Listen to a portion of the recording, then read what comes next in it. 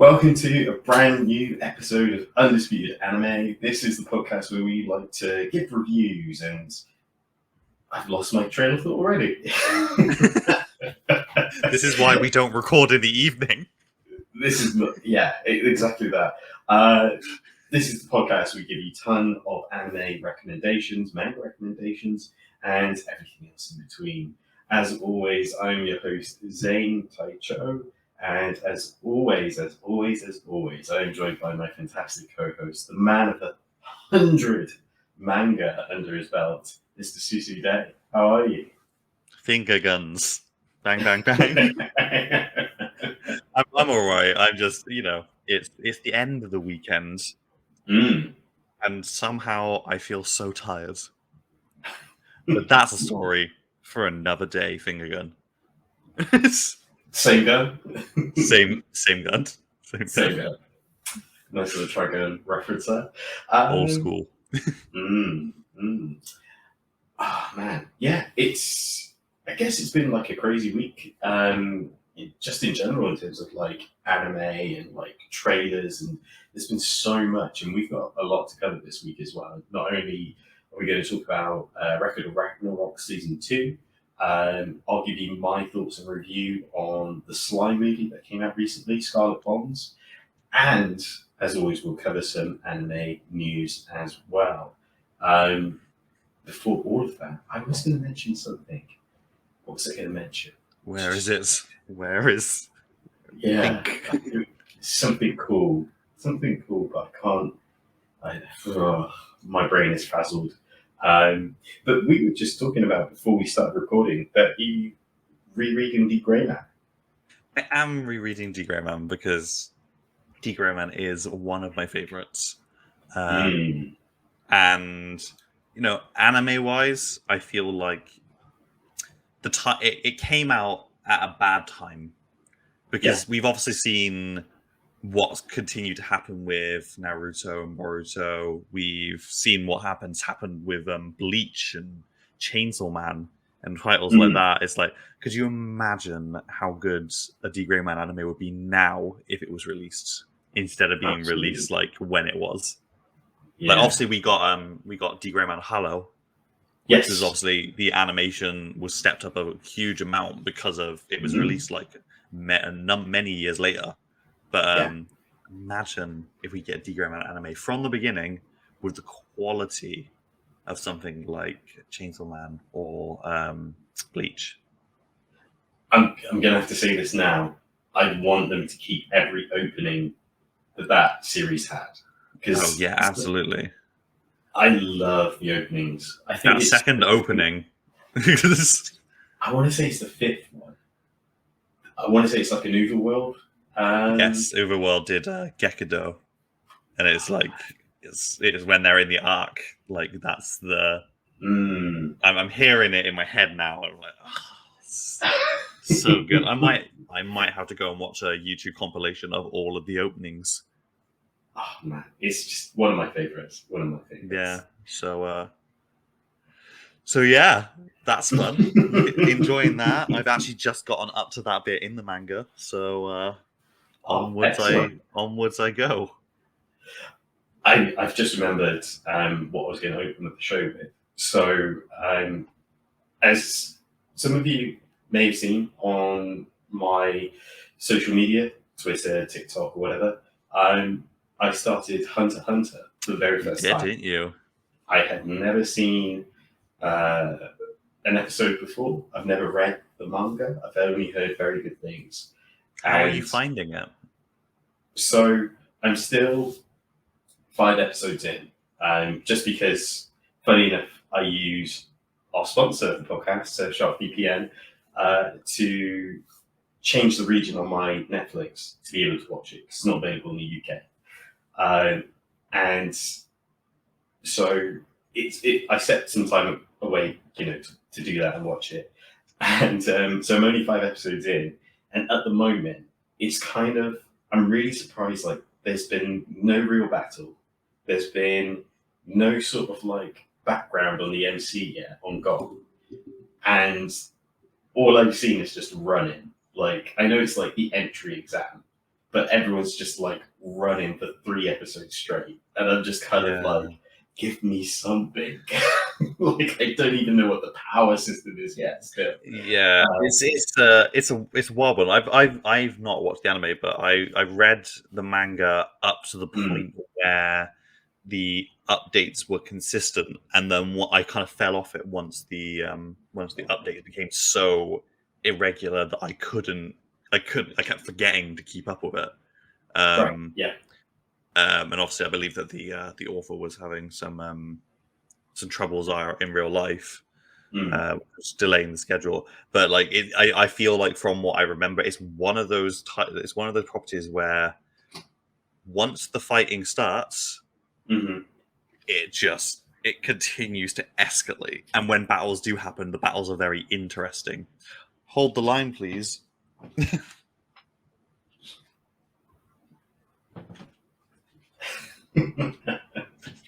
Sorry, my dog is old and doesn't care about knocking.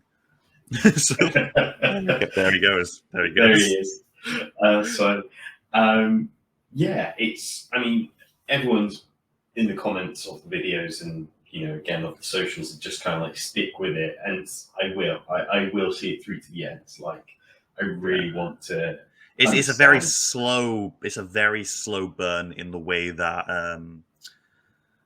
I guess comparably, like maybe a lot like One Piece in a lot of ways, like because it obviously is run for a very, very long time. It's got a lot of episodes, and it kind of like it very much starts off much slower, and you've got to kind of stick with it before it gets like really, really good.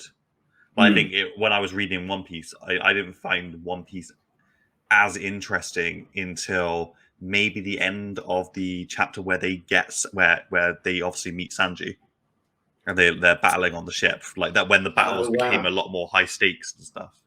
Yeah. So No, I hear that a lot. Like, I think a lot of people drop off, including myself. Like with the introduction of Usopp, like it goes kind of. It's not the most engaging like arc. Yeah. But it's a setup thing, isn't it? Obviously, like 10 years later, we find out that only just now have we actually entered the main story of One Piece. So all that prologue, in hindsight, we're up for a treat. Crazy. Should we roll on with the episode? We should roll. We should. I'm going to start things off with some great news. We have had 2,500 downloads on podcast platforms. So from all of us here at Undisputed Anime, thank you so much. That's us. Thank you so much. We really appreciate it. It's great to know that people listen, download, and have done, follow us for I guess like over the years now. So again, thanks so much. It makes it all worthwhile. So over 2,500. What a milestone! I know, right? Who would have ever? I mean, not me. I wouldn't have thought it. I wouldn't have thought that. Like, these are basically the conversations we used to have in your car on the way to work in the morning. So the fact that like we're here having these conversations and people are listening to those conversations is quite fun. So, even right back at school, like and joining the forum sites like Go Manga and such. It's great. It's amazing to see. So it's been a long time. Really. So as always, we're going to dive into some anime news. This first one I'm going to share with you. It got me really heated when I read this. So this story is broken out in numerous outlets. This article here that we're looking at is by Samantha Cole at Vice. And this article goes on to say Netflix made an anime using AI due to a labor shortage and fans are unhappy. As you can imagine. Now, the article kind of goes on to explain that the main use of the AI images were more for the backgrounds. So A tweet by Netflix Japan claimed that project, a short called Dog and Boy, used AI-generated art in response. To labor shortages in the anime industry.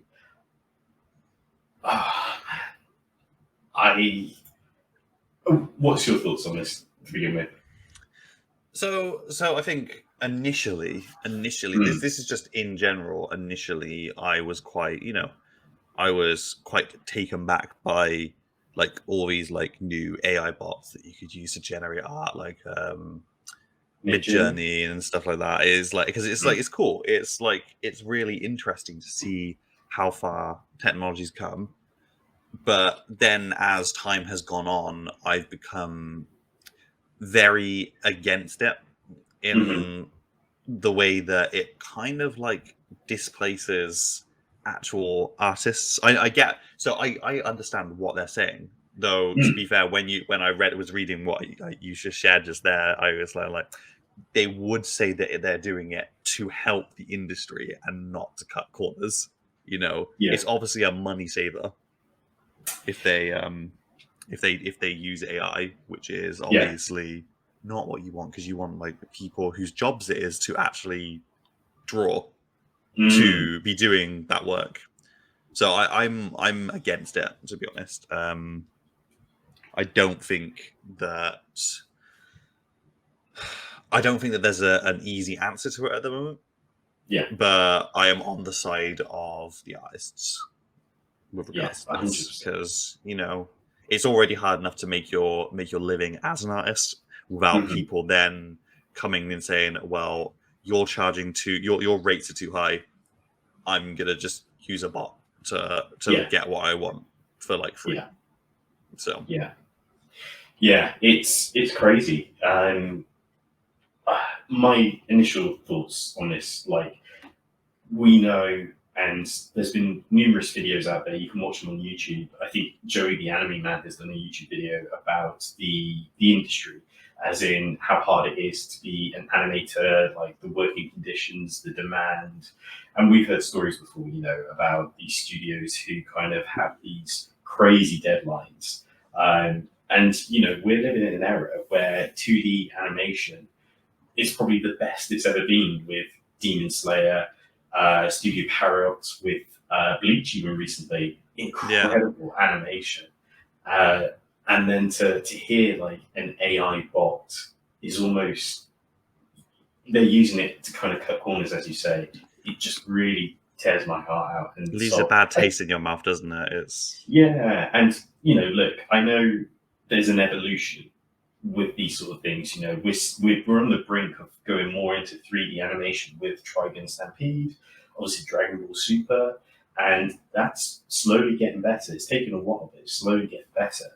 But when something like A Spirited Away, which has hand-painted backgrounds, and it's just gorgeous, and I know this isn't the same caliber, this is like a 3-minute Netflix short, but that has soul compared to, you know what I mean? Something that was whipped up by Midjourney. I think that's the big thing that people say about it in the arguments is like AI art is soulless. It doesn't have, and I mean, there's going to be a lot of people who can or won't tell the difference. Yeah, but it's kind of like you can tell if you were to look at two pieces of artwork, like if you were to give the prompt to an artist and the prompt to a bot or AI to do it, and you were to look at one or the other, you'd be able to see which one is which if you were to like put it under scrutiny.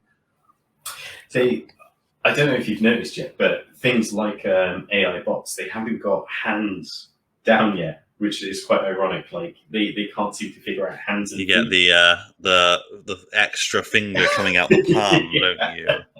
Yeah. So it's almost as bad as our own art, but yeah, you might see it tries to add an extra finger or hide the hands completely, which is quite hilarious. They're just showing their ideal image of what humanity could be under their guidance. Absolutely. We stand our AI robot overlords. I guess this is also some exciting news, depending on where you sit on this. We got some images from the One Piece live action, posters and such. Again, this is another sort of Netflix project.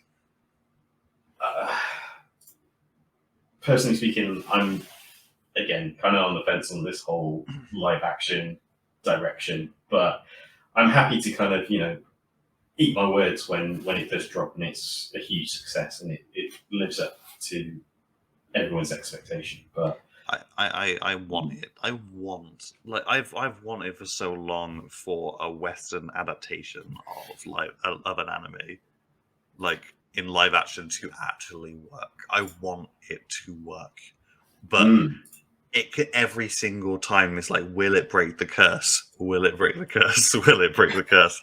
None of them have broken the curse yet. Like to the point where obviously they were saying that like the Cowboy Bebop live action was going to break the curse, and it did poorly, and they cancelled season 2. Yeah. So it's kind of like they keep trying. It feels like what they keep doing is they keep upping the ante. So every time they do a project, they're like, okay, we'll try something with a lot more acclaim, and then we'll keep building it up. And now they've got One Piece, and we're like, this can't fail. It absolutely can fail.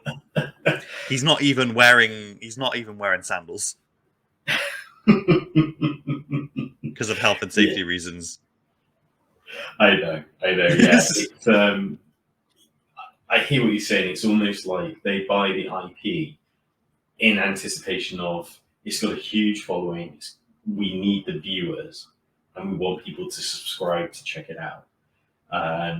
Which I can understand to a degree. It's still a business model at the end of the day, but oh man, it's coming out later this year. I don't want to say stay optimistic because I'm not there yet, but I think we just need to be neutral about it and give it a chance. What I will say of it is that the casting is fantastic. Like I was looking through like a full cast list with like pictures side by sides of the characters and the actors playing them, and like the majority of them, I was like, I can see it. I can absolutely see it. This is a good casting choice. So, especially some of the older actors, some of the older characters, like the guy who's playing Garp, perfect casting. Oh, really? I've only seen like the Straw Hat Crew. I haven't seen the others. I'll send you the link that I looked at. You can off camera, off screen, have a look into that. That's cool. The last bit of news I just want to touch on, and I'm sure a lot of people are excited about this. My Hero Academia, the Black Hero arc. I've always thought it was like Deku's dark arc. That's what I thought it was known as. But his emo arc, his vigilante arc, I guess some people call it, that starts very soon. This post is saying next week. I think it's literally days away now. Yeah. Very excited to see this. It's going to be very interesting because once the story got to this point, it became extremely interesting what was going on, because you see there's a short time skip and you suddenly see like how Deku has suddenly like evolved in his uses of his powers and stuff. It's good. Really good stuff. Love a time skip which has like a bump in power baked into it. Yeah. So yeah. Oh man, one of my favorites. I know this is kind of the tangent, but one of my favorites is that time skip between Naruto and Naruto Shippuden. Like after his training, off panel with Jiraiya, and he comes back, and then he has that kind of like fight to be like, this is the new Naruto now. Yeah, it's like when him and Sakura fight Kakashi, isn't it? They're trying to get the bells, and you see all of these like creative new ways he's learned to use his shadow clones, and you see how good he's gotten at taijutsu and stuff like that, don't you? It's the giant Rasengan. yeah. And like even with the introduction of Sai, and he pulls like a kunai that has a string attached in his sleeve. Do you know what I mean? Almost like he pops his wrist, almost like an Assassin's Creed type, and the kunai flies out and he catches it, and that's how he has like a block with Sai. And I was like, oh man, I'm so excited for the rest. New Naruto, this is good. Yeah, this is good stuff. This is my guy now. Like, he's not the like same this is a guy who brat. this is a guy who is like kind of as capable as Sasuke was at the end of Naruto. Right. This is I guess what we're saying is that you really see how he has grown up, because a lot of time in time skips you find that like personality is like changed, but like generally things are just everyone's a bit older, whereas in like with like Naruto Shippuden, Naruto goes from being this really immature like ninja kid to suddenly being like he's an older teenager. Yeah, he's actually a ninja. He takes his job. It's kind of like he's still the same Naruto, but he kind of like he understands the weight of everything a bit more. Yeah. So, and you see that as Shippuden goes on as well, like the weight of everything, it keeps upping and upping and upping, and he understands further and further why he needs to do XYZ thing. So, good stuff. Yeah, that was a great time. But yes, Deku time skip, good stuff. It's only a short time skip, but it's good stuff. Yeah, I'm looking forward to this. I've seen so many panels that kind of have Deku, especially like trunching through the rain and stuff, and it all looks cool. Again, at the time of recording a day ago, the opening sequence for this new arc came out, and that looks incredible. Like that looks beautifully animated. So I'm all on board. I'm ready and excited to see this. It's good stuff. It's good stuff. Enjoy, everyone. Please enjoy. Right then. What's next on the agenda? What is next on the agenda? What's next on the agenda is... Give it to us, Zane. A couple of days ago, called That Time I Got Reincarnated as a Slime, the movie Scarlet Bond. Scarlet Bond. Where do I begin with this? Synopsisize me. Synopsis. So, for those who are a fan of the series, you'll know that there are some ogres that Rimuru, brings into his fold and becomes part of his Federation, the Tempest Federation. And this movie takes place just after season 2, and it introduced a new ogre. So they're not all deceased or disappeared or devoured, which I completely forgot had happened by the orcs. But there's some new stakes. So essentially, the whole idea of the story is there's a kingdom. The kingdom has this really weird issue that they have this one big water supply, like a lake, and it's poisoned with all these toxins and such. And the queen has this magical crown that allows her to purify the water, but it diminishes her health. Like she takes a kickback. And this has been a historic thing. So her grandmother, her mother, it's a long line, and essentially the crown slowly takes away their lives as they try to save the kingdom. This new ogre called Hero, he's a servant to this queen, and the kingdom is really suffering when it comes to resources. So he ventures to the forest to negotiate a new partnership with the monsters, and then he finds out his ogre clan members, siblings, whatever you want to call them, are there, and it's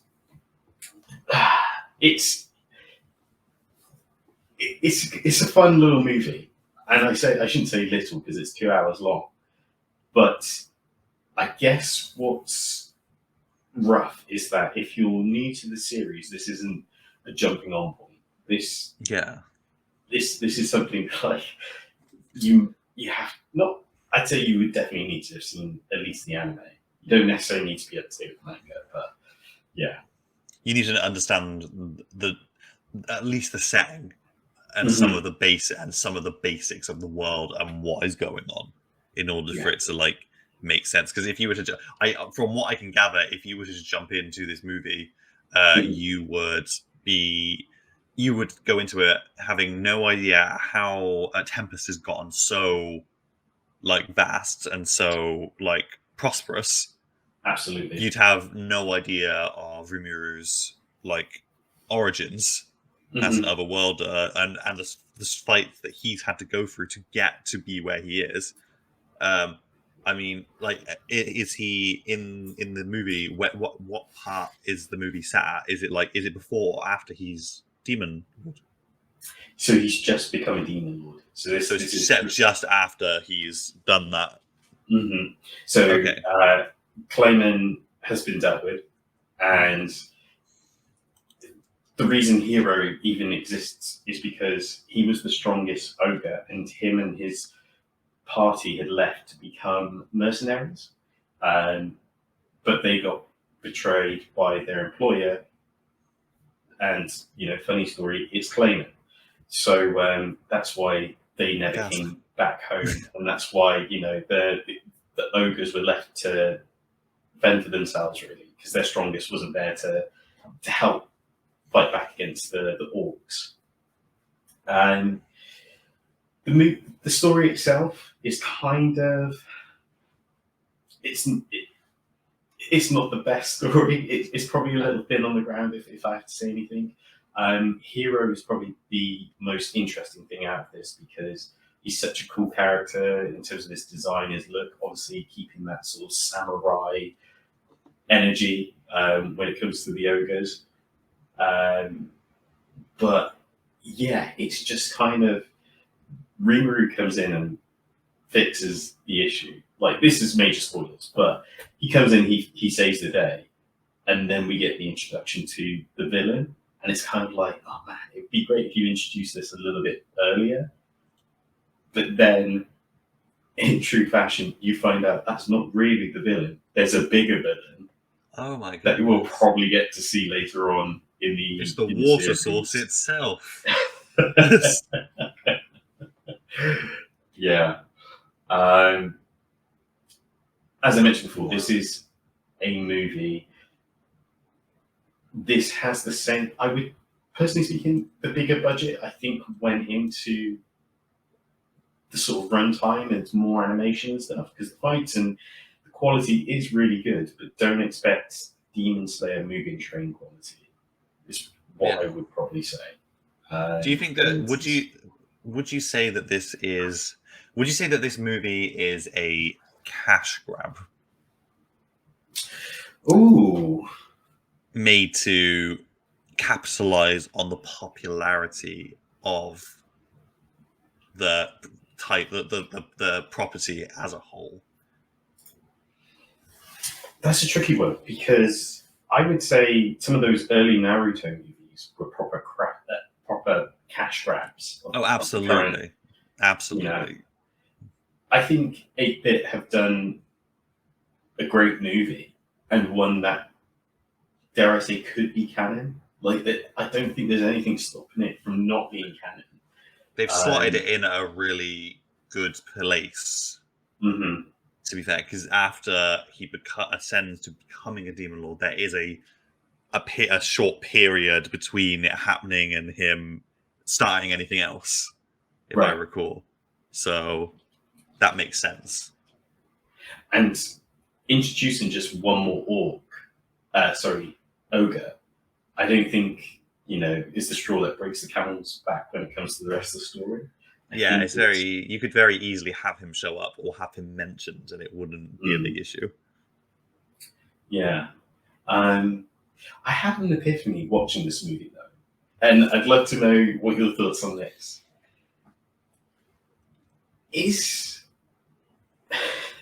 is Rimuru Jesus? Because, like, a thing that came up in this is the whole idea of when a monster gets named, they evolve and they become almost a follower of the person that named them. So Hero gets his name from the queen that saved him when he got betrayed by Clayman. Of course, Rimuru saved all of his clan's member that survived. He named everyone. He named everyone. But also, in this movie, because as I said, there was toxins in the river and stuff, he has to part the lake like the biblical image of Moses parting the Red Sea. And I was just kind of like, it hit me. I was like, oh my God, is Rimuru like this world's Jesus? Like, he is like, I mean, he has attained like pretty much God levels of like power. Which is great. Which is it's very fun because obviously the idea that this guy reincarnates as the lowest form of monster, and ends up being a demon lord, is wild. Like, and then I thought like that's a jump. This is a huge jump. And then I thought like the whole naming thing, kind of similar to like when people get baptized, like you know what I mean? And that's kind of in their soul, ready for heaven.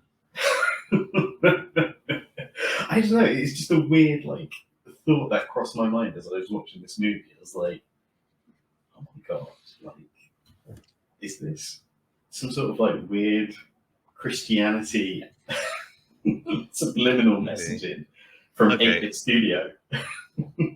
Bit like let's go on a tangent here. How good would a Jesus Christ anime be?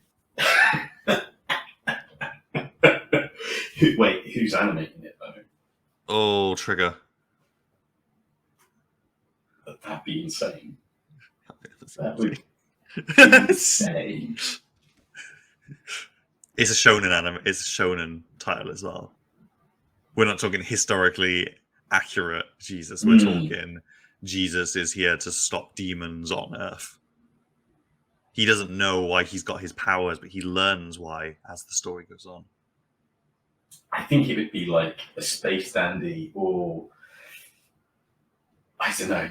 I feel like it has to be something in that caliber. Like maybe you don't know the main character is Jesus until like clutch moment. Like, do you know what I mean? Well, let's take it one step further then. Let's take it one step further, or maybe one step back. Why don't we just go all out and just go make an anime based on the whole hinting that Jesus Christ of Nazareth was the first JoJo? Oh, I love that. It's hinted in JoJolion, and it is hinted heavily that Jesus was the first Joestar. So let's see what comes of that. What do you think his stand would be called? I honestly couldn't even begin to conceptualize that right now. It would be insane. I'm not sure if it'd be called like Holy Ghost or Holy Spirit or something. Oh, yeah. It's got to be named after a band or an album. Yeah. Stairway to Heaven. I was going to say Spirit in the Sky. Oh, either one. Yeah, I kind of like yours though. Stairway. Ooh, okay. We've gotten real off. We've really gone on a tangent here. I see that just generally, the Slime movie has gotten an overall positive rating. Like it's not something that's tanks by any means. It's got a pretty comfortable like 7.4 out of 10, which is pretty commendable. I'm on my anime list at the moment, so okay, yeah. So this is obviously based on scores by the users. So, Mhm. but still, I think that's a pretty commendable score. Like, I feel like based on what you're saying, like you said, not a great starting off point for the franchise. But if you are big in the anime, big in the manga, and you want more of that world, here we are. This is Exactly. it. This is what you're getting. Yeah. Great, like I said, great animation, great style. 8-bit Studio have, they haven't done anything wild, but at the same time, they've kind of met your expectations on, what you've seen from the series. And and their sound effects are always amazing as well. I love their sound effects. Oh, yes. So, that's great. So, yeah, I'd say, look, don't go out of your way to see it. When it comes to Crunchyroll, which I imagine will be, in the next couple of days or so, maybe weeks or months. But yeah, it's definitely worth a watch if you're a fan of the series. Cool. I definitely shall.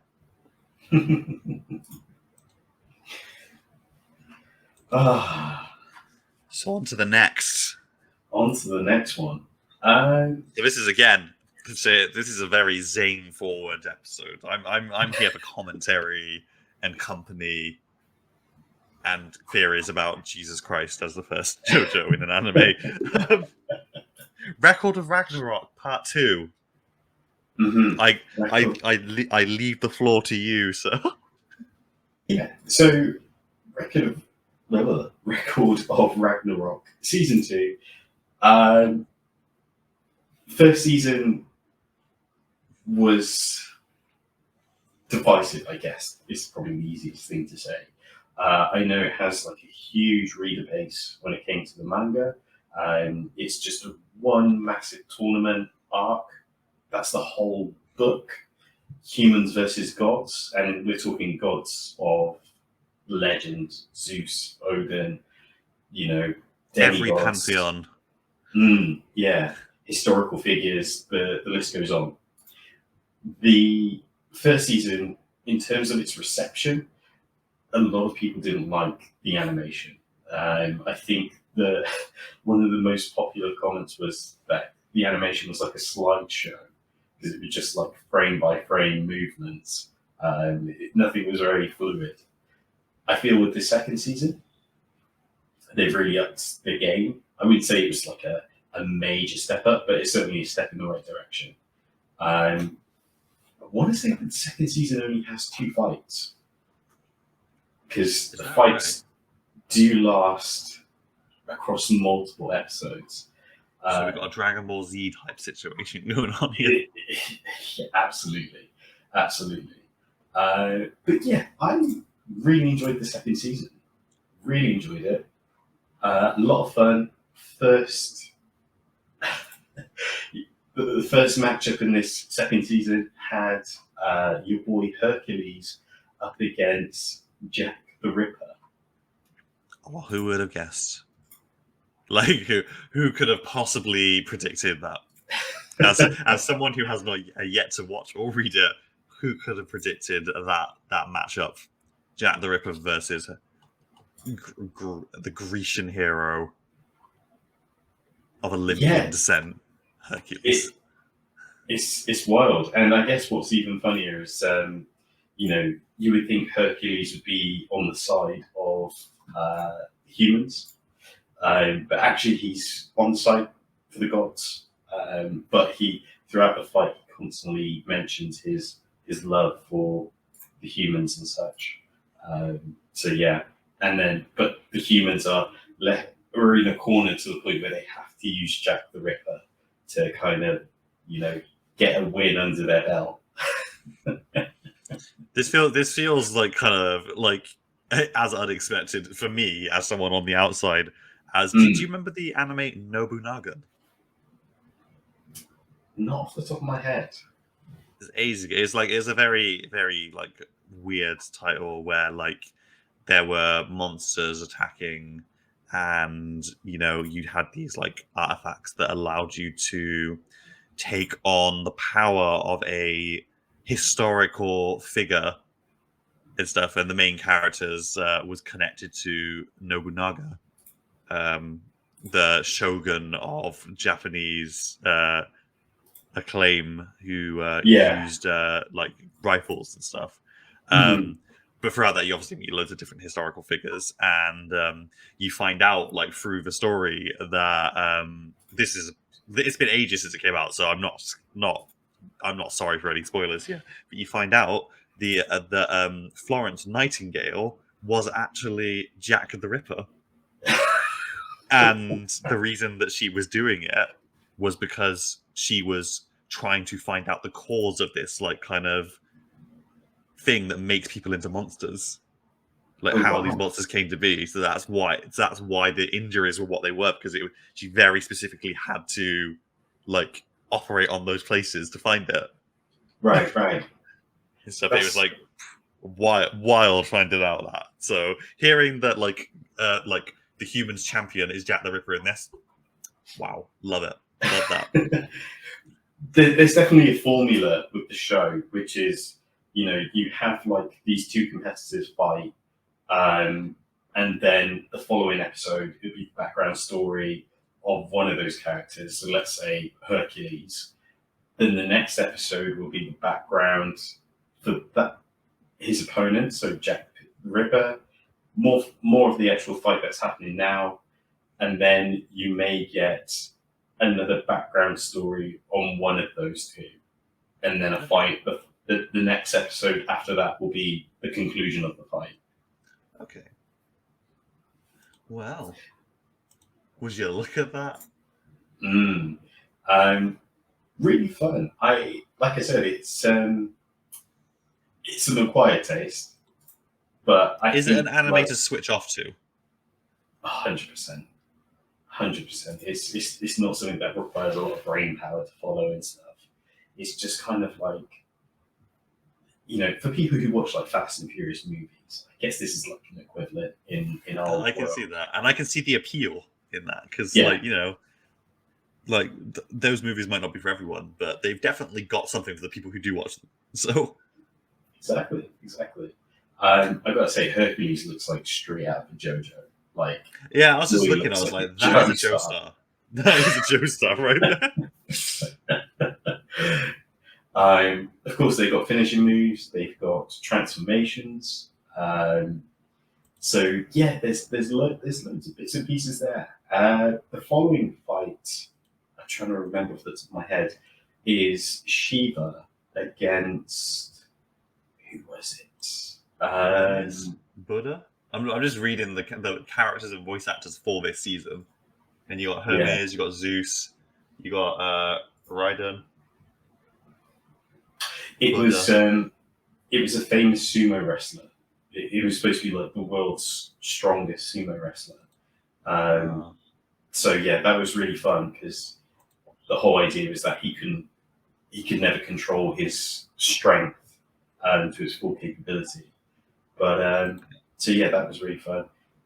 But yeah, I really enjoyed this, and I really hope that it gets a third season, because, if you are watching some pretty heavy stuff and you just kind of want either a palate cleanser or just something to binge watch, then this isn't easy. I watched all of this in 2 sittings. Like, it was that easy. It definitely seems like it could be good for just a background watch when you're doing some other task, maybe. Yeah. So I mean, sorry, go on. I was just gonna say, I was definitely, like, shiny breeding like Pokemon. That's Again, though, it's doing well. It's doing well among the people who have rated it on my anime lists. So it's pretty commendable score. So they've clearly done something right with the second season. Let me have a quick look. It's funny you should mention that. So much so that Netflix actually put something out recently and said it was the most watched. Well, it's not the most watched, but the 5th most watched thing that week. So it had 29.19 million hours the week of its release. So that's not bad, you know. Yeah, to I'm have looking. that in at Looking least the top 5. Yeah, I'm looking at it just now, and I'm seeing that like season 1 only got like ranked like 6.6, whereas season 2 is like 7.45. So it's definitely an improvement, at least amongst the people who do watch it. So yeah, There we go. There we go. tune in. Good stuff. Yeah, I guess that's everything really. I guess it's weird because both those I would say are very mid in terms of a movie and a show, to oppose the top end Undisputed that we like to great things. I don't want to say they're disputed because I wouldn't say that's fair. But I both enjoyed them, but not to. Are they just very middle of the roads kind of? They've Mm. not done anything to like kind of blow you away in the way that Demon Slayer did, Exactly. like One Piece Red did, like those sorts of films. Yeah, So exactly. it's not really a jewel. It's more of an accompaniment than a must see. Exactly. And I guess like after having a season of Bleach, Chainsaw Man, Blue Lock, you know, this is kind of nice to kind of It's feel real like heavy hitters, hasn't it? Like, yeah, this has been nice to kind of reset like and understand what other anime is. So yeah, interesting. nice. Oh, any final words? Any final thoughts or comments you want to end the show on? Well, you know, there's still a lot of good anime coming out at the moment. As we discussed, we've got Trigun. Yes. Mixed feelings about it, I believe. I believe that some people, it is you love it or you hate it or you like it situation. You've got Neo, which seems to be doing really well.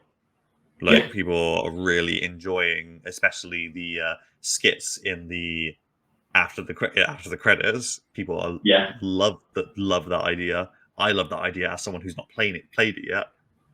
Getting to see all the different endings told by puppets. It's great fun. Love that. Yeah. So there's a lot of good anime out there at the moment. I just remembered. Season 2 of Star Wars Visions has been announced, hasn't it?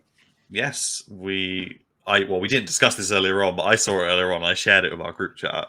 Yes. But it looks like this is less. It's not another season of anime studios. It's just a series of notable cartoon studios. So we got Aardman Animations. Let me find the thing I said. Cartoon Saloon. There's a lot of studios which are probably not as well known as you expect, but that's good. I think that this is an absolute great project to get exposure with. Yeah, and I guess again, Disney putting out feelers to all these studios to create something new and different. It's great for the Star Wars brand because it's as we've mentioned before, in years it's been a bit stale, but I think 2 studios that stuck out on that list. One of them, Studio Omir, if I remember correctly. Korean-based studio who worked on Korra, Avatar Korra, I should say. They've done loads of stuff for Netflix, Dota, The Witcher movie, and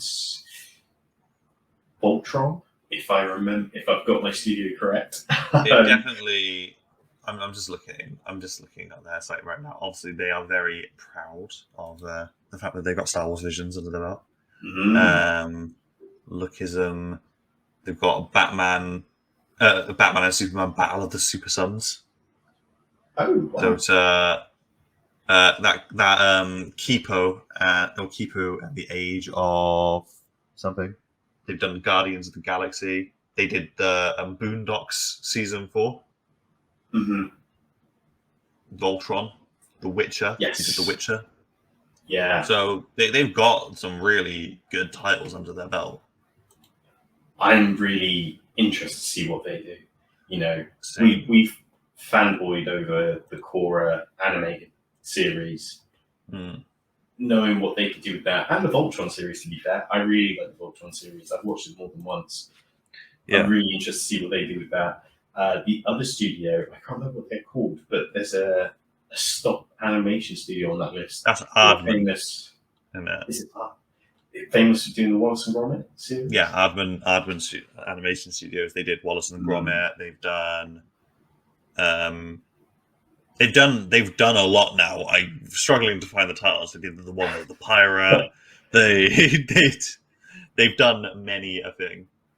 Oh, okay. Punk. I'm just looking at the studio Punk Robots, and that's going to be really interesting.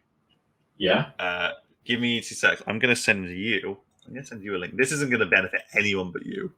I'm going to send you a link. You should have a quick look at their portfolio, which I've just sent you. It's going to be a very interesting, piece. What? What is this? Yeah. I don't recognize any of these titles. I know, but it's interesting. I guess because all of these look very kid-friendly, right? Yeah. A very young audience. Yeah. Just looking at 88 studios.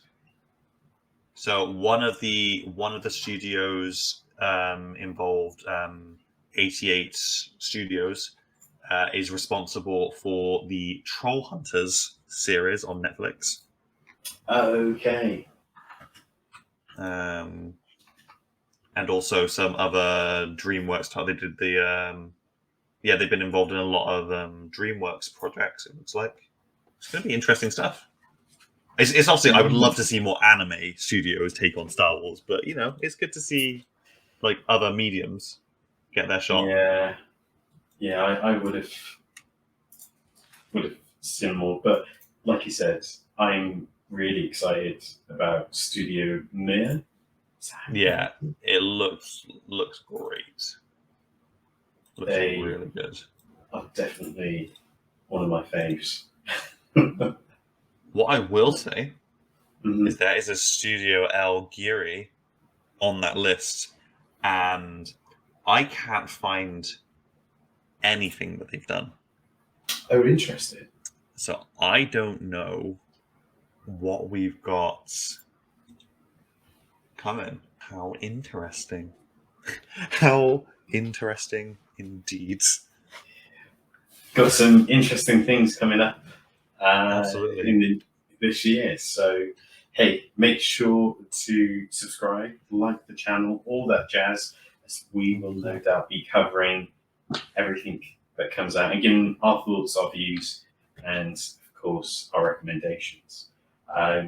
Again, thank you so much for all the downloads. Thank you for watching this on our YouTube channel. We really appreciate it. Helps the podcast grow in the right direction. And we look forward to doing more. Any final words for you, good sir? It's been an unconventional episode. It's a late in the day episode following a very late night for both of us. Mistakes were made. Advice was given that we should not have taken, and here we are. So, yeah. Drink responsibly if you partake. Absolutely, yeah. I mean, one thing's for sure: this hangover has been undisputed. It's definitely a hangover. It's definitely a hangover. There's no arguing that is in fact a hangover that you have.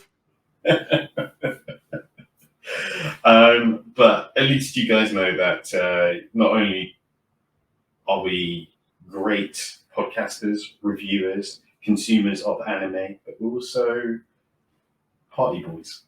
And on that note, we're real life people. We do fun things. We do fun things that aren't just watching anime or playing video games. And on that bombshell, Thanks for listening. Thanks for watching. And we'll no doubt catch you in the next one. Ciao. Peace out.